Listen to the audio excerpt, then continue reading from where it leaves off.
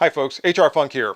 An item of gear that I've gotten very accustomed to using over the course of the last couple of decades of shooting long-range rifle competitions is a spotting scope, and I've used several during that time, but it seems like every one of them has an issue or issues that eventually starts to bug me, and sooner or later I start to look for a replacement, and that's exactly what happened recently with the scope that I've been using for the last year or two. So I was on a search for a new spotting scope, which took me to my friends at Hi-Lux Optics, and sure enough, they offer a spotting scope in their lineup, so it's not just rifle scopes and scope mounting equipment and things like that in their inventory. They also have a spotting scope specifically.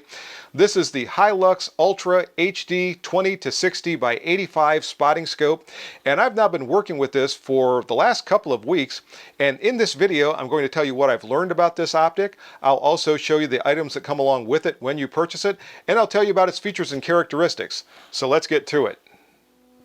I'll start this review of the Hi-Lux Phenom UHD 20 to 60 by 85 spotting scope with the way you receive it, which is in the box. By the way, I think I missed part of the name in the opening.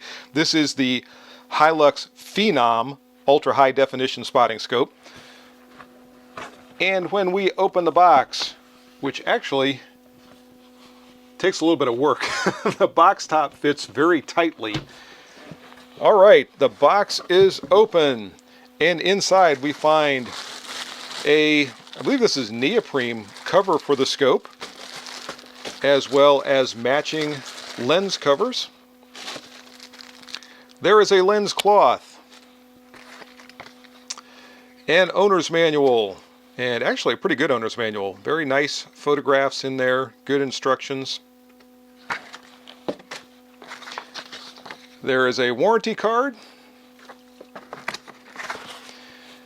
And removing that piece of styrofoam, we find the Phenom spotting scope itself, and it's going to take me some work to get that out of the styrofoam. After a little bit of effort, I was able to remove the scope from the packaging, and as you can see, it comes with two rubber lens covers, and the lens caps are now removed. When you look at this spotting scope, I hope you can tell this is a large and relatively heavy optic. This is not something that's very small and lightweight that's going to be extremely portable. This is something you're going to set up on the range from a fixed position and use for long-range spotting of shot impacts or reading the wind or something like that. It's not the really small portable type of spotting scope, but that said, it is, as I mentioned, a 20 to 60 power with an 85 millimeter objective lens, and it is built like a tank. I'm not worried at all about the durability of this particular optic. I don't think it's going to have any problem surviving on the range. As I said, this scope has a 20 to 60 power magnification range, so you've got a lot of magnification there. And also the eyepiece itself can be turned to extend it so you can set the eye relief for your vision to have a clear view through the scope and a full field of view. There's a look at that large 85 millimeter objective lens, and this lens does allow a lot of light into the scope, which results in a very bright, very sharp image. And the forward portion of the scope body that you see right here is an extendable sunshade, so if you have sunlight that is coming in and interfering with your view through the scope, you can extend this to try to cut that out so you don't have any glare or any problem with your image that you're seeing when you're looking through the eyepiece. Also, this projection right here on the side is essentially a sight. So if you're having a hard time finding something in the scope that you're trying to see, you can use this to sight down the side of the scope, and once you have the image in the sight, you can then look through the scope and then zero it in to be able to look at whatever that item might be. The focus ring for this scope is located in the middle of the body, and it turns easily but not too easily to be able to get a sharp focus on the image that you're looking at. And as you adjust the magnification, you may have to refocus slightly. So if you have it at a low magnification to begin with, and then you zoom in on something, you may need to fine tune the focus just a bit to still have a clear, sharp image. As you can see, this scope has an angled eyepiece, so you do not have to be directly behind it in order to be able to look through the scope. And also, conveniently, there is a locking collar right here, and when I loosen this knob slightly, I can adjust the angle of the scope so you could be off to the side, and I believe this turns 360 degrees. There is a detent at every 90-degree point that you can lock the scope into, and yes, it does turn a full 360 degrees.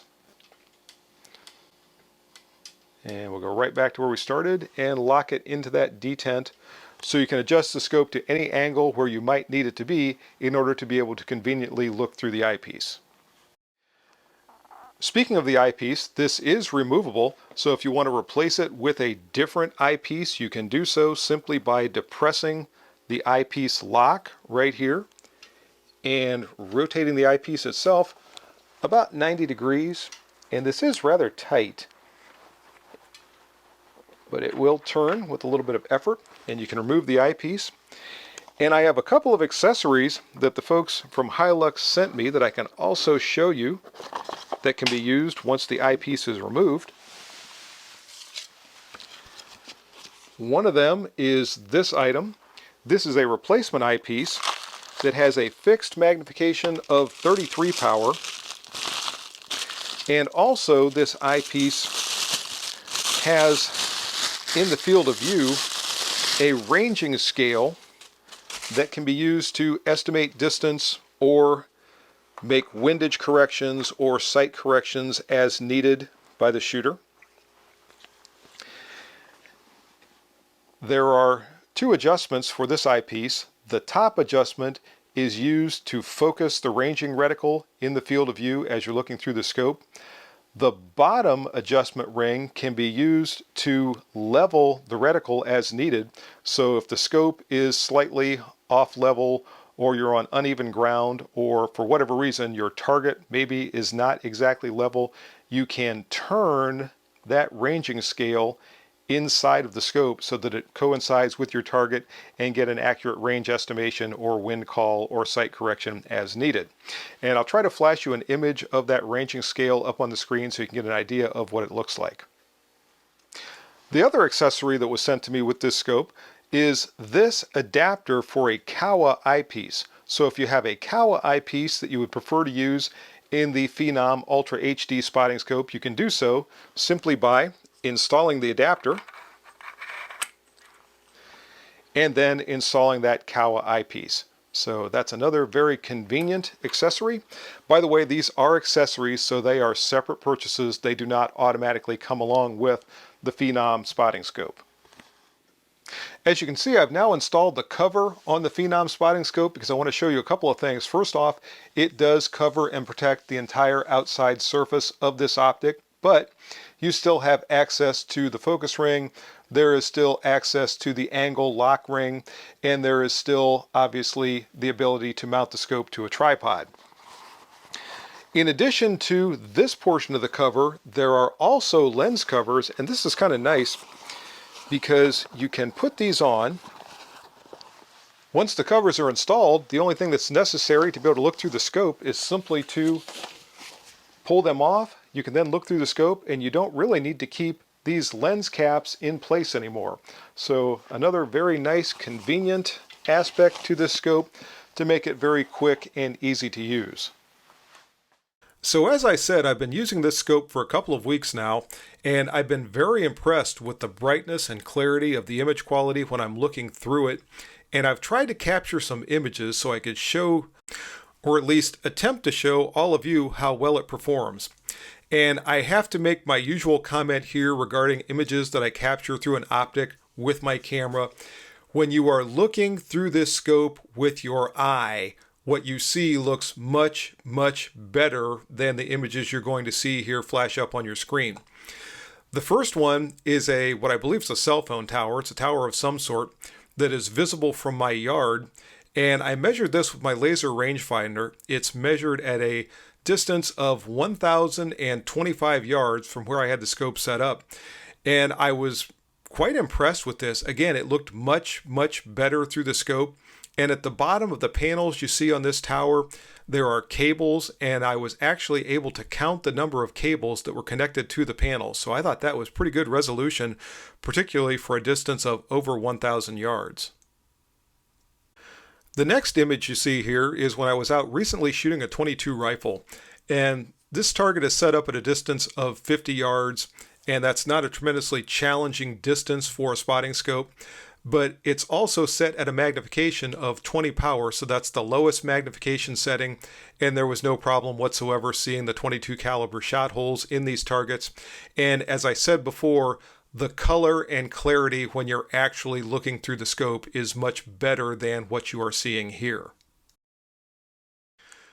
The next image you see here is the same target with the magnification moved up to 40 power, and the slight blurriness that you see here is not visible through the scope. This is strictly from my camera, but I just wanted to use this to show the midpoint magnification from that distance of 50 yards. And here the scope is set at the maximum magnification of 60 power. And again, the slight blurriness and even the darkness of this image is due to my camera, not the scope. And I was having a more and more difficult time getting the images through the scope as I increased the magnification. In fact, there are some images that I was just not able to get, but I have a few more that I can show you.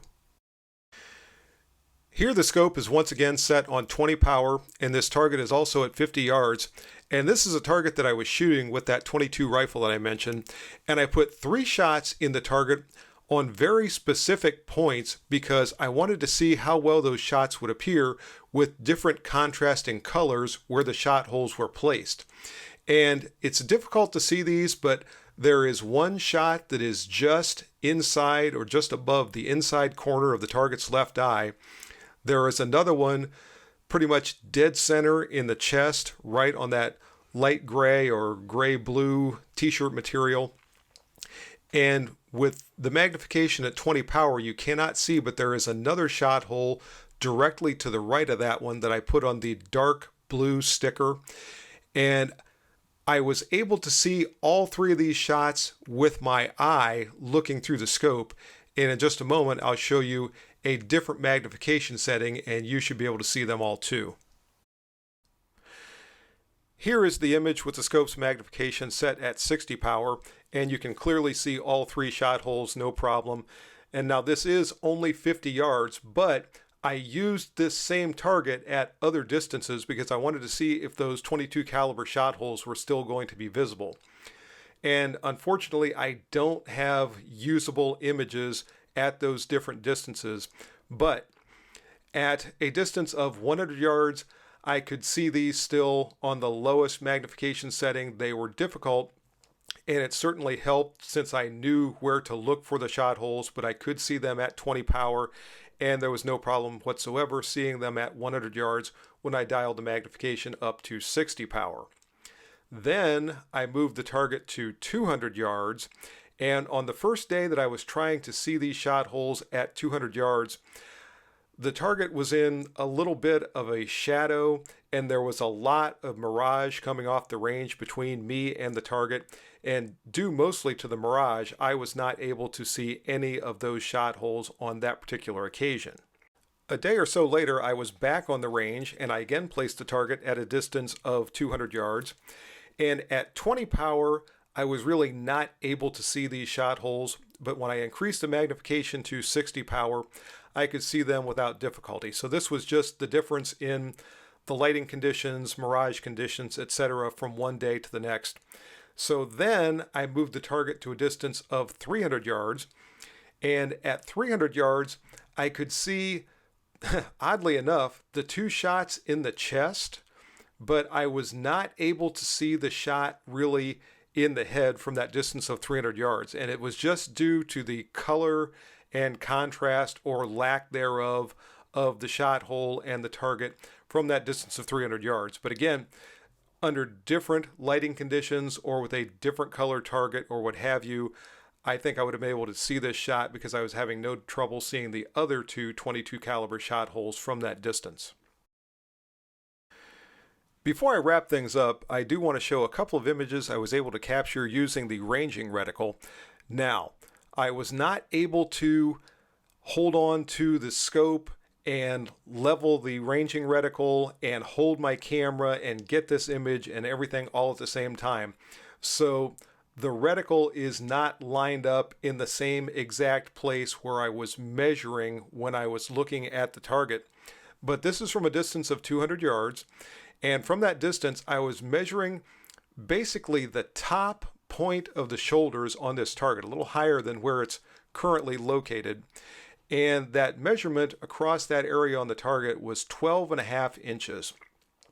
Now, for anyone who doesn't know, in order to determine the distance using a ranging reticle that is graduated in minutes of angle, you take the size of the item in inches and multiply that times 95.5, and then divide that number by the number of minutes of angle that you're measuring with your reticle.